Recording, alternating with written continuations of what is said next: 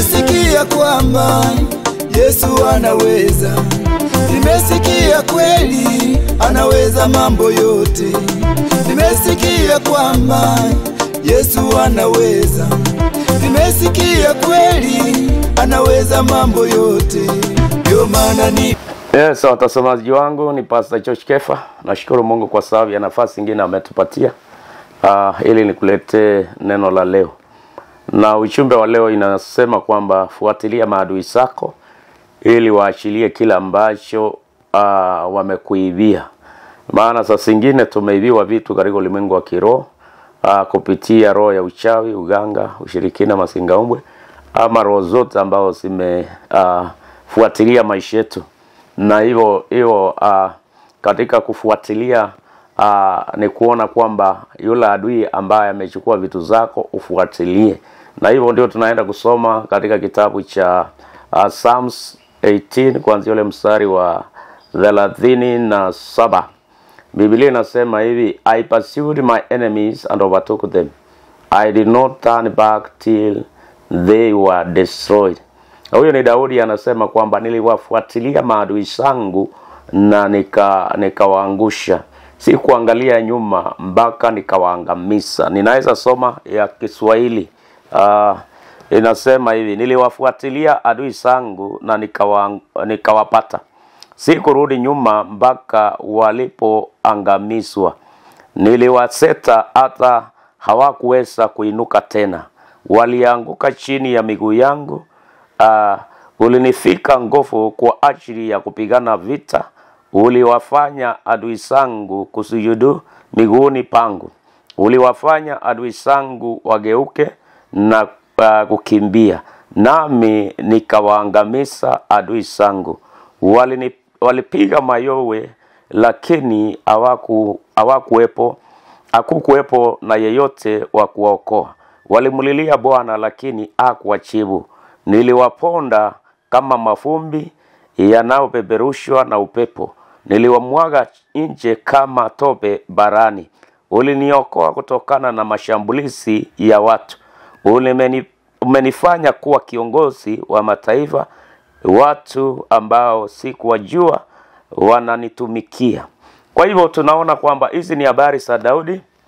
Na Daudi tunajua habari zake vile aliyeinuka kutoka kule akilisha kondoo ama mbuzi za baba yake, na kule ndiye alimjua Mungu, maana pale ndio alipambana na simba na mbweha ambao zilikuwa zinataka kukula mbuzi. Na hivyo katika ile hali akasema ni Mungu aliyemsaidia. Kwa hivyo Daudi alianza kumtegemea Mungu. Na hapa tunaona kwamba Biblia inasema aliwafuatilia maadui zake mpaka akawaangusha chini. Hakuangalia nyuma, aliwafuatilia. Kwa sababu gani? Maadui walikuwa wameinuka ili kuona kwamba Daudi atakuwa mfalme. Katika ile safari ambayo alianza ya kuwa mfalme, kulikuwa na vita vikali sana. Kwa hivyo nami nakuletea ujumbe, nasema kwamba fuatilia maadui zako, wala usiwapatie nafasi katika maisha yako. Maana roho mingi ambazo zinaachiliwa katika maisha yetu ndio zinafunga milango yetu ya kuinuka. Hata kazini unapata kwamba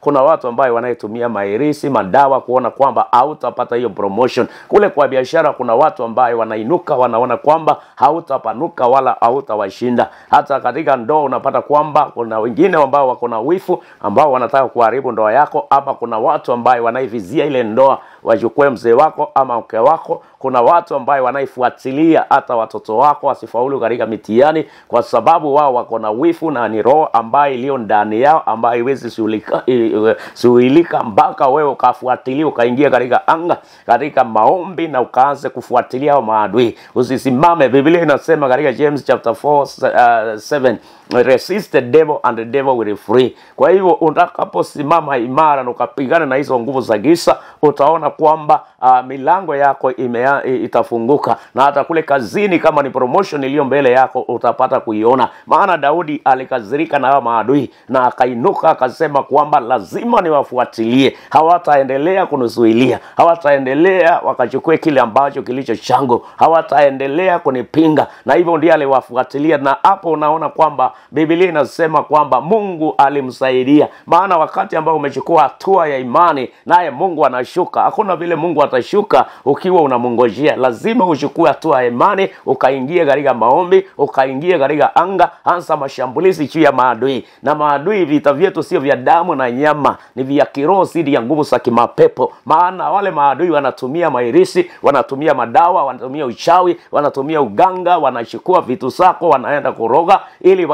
wapate kuona kwamba wameharibu ndoa yako, wameharibu kazi yako, wamekamata ile promotion, wao wapate promotion, wewe usipate promotion. Wanakuwekea ukuta mbele, wanasema hapa hautapita. Na hivyo Daudi alikatana na hiyo roho ya kushindwa, na akajua kwamba Mungu wake ndio Mungu atakayempigania. Na yeye alipoanza vita, hakika anasema kwamba aliwafuatilia na akaweka chini ya miguu yake, hakuangalia nyuma mpaka akawashinda. Wakati umeweka maadui zako chini ya miguu yako, inamaanisha kwamba kuna breakthrough katika maisha yako, kuna mafanikio, kuna promotion, kuna amani katika ndoa, kuna uponyaji wa mwili. Ile magonjwa ambayo umeachilia inashindwa, unaponywa, unaishi katika afya yako, na kila ambacho wameiba katika maisha yako unaanza kuregeshewa. Maana watu wengine tumeibiwa vitu hata kabla hatujazaliwa, tumeibiwa vitu zetu. Kama baba yako alikuwa ni tajiri, ukapata ile mali alirogwa na mali ikaenda, inamaanisha kwamba katika familia kulikuwa na utajiri. Lakini katika ulimwengu wa kiroho, wachawi ama yeyote yule akakuja na akapata kuroga ile mali ama zile kazi ama kila ambaye alikuwa anafanya, na hivyo ukaona kwamba katika ile familia kukawa tena na umasikini. Na unasikia habari za watu wakisema hii familia ilikuwa tajiri sana, hii familia ilikuwa imeendelea, sijui ni nini ambaye kiliinuka na wakarudi chini. Unapata kwamba ni roho ambaye iliachiliwa. Lakini wewe ambao umemshia Mungu, unajua kwamba Mungu ndiye atakayekupigania. Ukataane na kila hali ambayo imeinuka na ukaanze kudai vitu ambaye ziliochukuliwa. Saa zingine tumebarikiwa kama vile nimesema, na baraka zimekamatwa na maadui. Kumbuka Danieli katika Daniel chapter 10, hapo Danieli alipokuwa amepata ujumbe, ufunuo, na akaanza kutafuta ile ujumbe ule inamaanisha nini, na akaingia maombi ya 21 days. Na katika ile hali Biblia inasema kwamba kuna mkuu wa anga ambaye alizuilia ule malaika alitumwa kumletea ujumbe, na hivyo kukawa na vita kali katika ulimwengu wa kiroho. Na katika ile hali ya Danieli kuendelea kuomba na kumngojea ile ujumbe, ikawa kwamba ule malaika alipokamatwa, kuna malaika ambaye mkuu ambaye ni Michael kati ya malaika wakuu aliyetumwa kumsaidia. Na ndipo alikuja akaambia Danieli, tangia ile siku ambao ulianza kuomba na kutafuta ufahamu, tulikusikia na ujumbe ukatumwa, lakini nikasuiliwa katika anga. Kwa hivyo kuna maroho ambayo inaisuilia baraka za watu.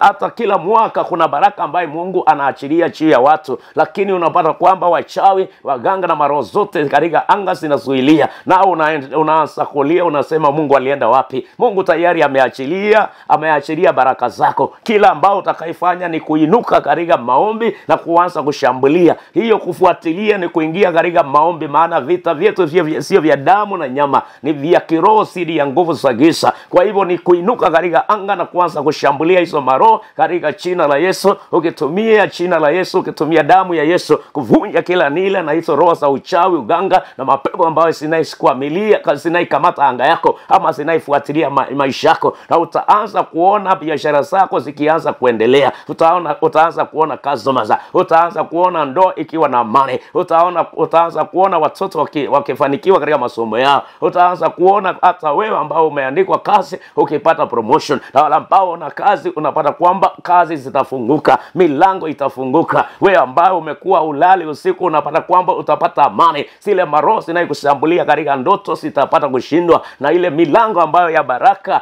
hii ambayo iliyokuwa imefungwa itafunguka, na utaanza kuona breakthrough katika maisha yako. Ni ile utakapochukua hatua ya imani na ukaanze kufuatilia maadui zako, na usiangalie nyuma mpaka uone mabadiliko katika maisha yako. Maana vita ziko katika ulimwengu wa kiroho, na lazima tuinuke katika kiroho, tuanze kupigana hizo vita na tuachilie vitu zetu. Maadui huwa wamekamata vitu zetu, maadui huwa wamesuilia vitu zetu, maadui huwa wamefunga milango yetu ya kufaulu.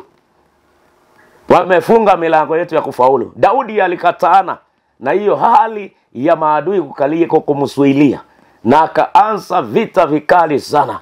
Na katika first Samuel chapter 30 unaona kwamba walipoenda vitani, waliporudi katika ule mji wa Siklag, Biblia inasema kwamba Daudi akapata kwamba kila kitu kimeenda, wakeze, watoto na hata wake na watoto wa wale ambaye walienda nao vitani wakawa wamechukuliwa, ng'ombe na kila kitu kikachukuliwa. Daudi alianza kulia kwa uchungu, maana amepoteza. Hakulia kwa sababu ya Mungu. Na Biblia inasema alilia tangia asubuhi mpaka jioni. Lakini wakati ile analia, kumbe na adui naye ulimwengu wa kiroho amempangia. Wale ambao wameenda naye vita, wamemgeuka, wameanza kuchukua mawe wampige. Ndio Daudi alikumbuka Mungu wake, akaitisha naibera, akatafuta jinsi ambayo ya kujiconnect na Mungu. Na hivyo ndiye alijiconnect na Mungu na akauliza Mungu, niende katika hizi vita? Mungu akamwambia enenda. Lakini wakati alilia akanyamaza, hakuna kuona Mungu. Hiyo ndio alikuwa anaenda kuangamizwa na wale tu walikuwa na yeye. Hivyo ndio adui anakuanga. Lakini unapomtegemea Mungu na kuanza kumuita Mungu, naye Mungu anashuka. Lakini ukinyamaza, ukingojea ati Mungu akupiganie, Mungu hawezi kukupigania mpaka wewe mwenyewe uanze kuingia katika vita.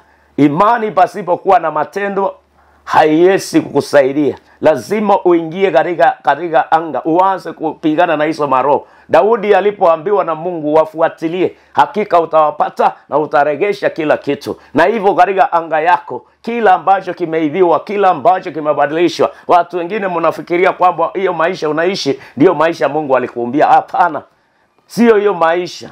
Katika 2 Corinthians chapter 8 verse 9 inasema kwamba Yesu Kristo alifanywa masikini ili tuwe tajiri. Watu wengine unaishi katika roho ya umasikini, unang'ang'ana katika maisha yako. Hakuna kitu kizuri ambayo unaona katika maisha yako. Na shetani amekudanganya, amekuambia kwamba hivyo ndio Mungu alikuumba. Hivyo sio ndio Mungu alikuumba. Hapana. Yesu Kristo alikuja kuvunja hiyo nila ya umasikini ili tufanikiwe. Ndani yetu kuna vitu ambaye Mungu aliachiliwa. Kila mtu aliyesaliwa, alisaliwa kwa mpango wa Mungu. Na Mungu wetu hakutuleta duniani ili tuendelee kuteseka. Na ukiangalia mwanadamu wa kwanza kule shamba la Edeni, Mungu hakuwa na mipango ya mwanadamu ateseke. Wakati shetani ameingia, ndio mateso imeanza kuingia. Na hivyo ndio mipango ya Mungu katika maisha yako. Kwa hivyo wewe uinuke katika vita, ukaanze kupigana na hizo roho, ufuatilie maadui zako. Kila ambacho wamechukua upate kuregesha, na utaona mafanikio katika maisha yako. Ile ukuta wamekuwekea, wamesema hautapita, hiyo ukuta itaporomoka na utapata kupita. Wale ambao wamesema hautapata promotion, utapata hiyo promotion. Wale ambao wamesema hautaoa wala kuolewa, hiyo roho itashindwa na utapata kuolewa ama kuoa. Ile ambao wamesema watoto wako hawatasoma, basi form 4 waende university, utapata kwamba